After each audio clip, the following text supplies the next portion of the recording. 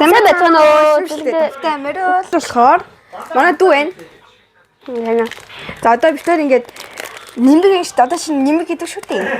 Тэгээд бид тээр одоо энийг ингээд ямар ч нүүрийн хувирлгүй ингээд тэр нүг бас юм ингээд байдаг шүү дээ. Тэрийгээр хийж үзчих юм. Ямарч Шүтээ.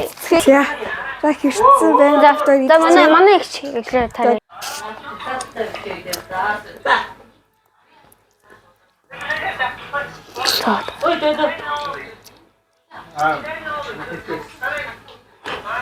Өдөө нэр.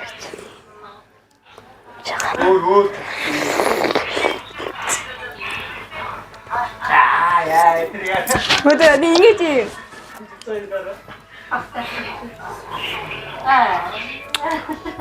Тэгэж тэгээд юм. Үст гэж.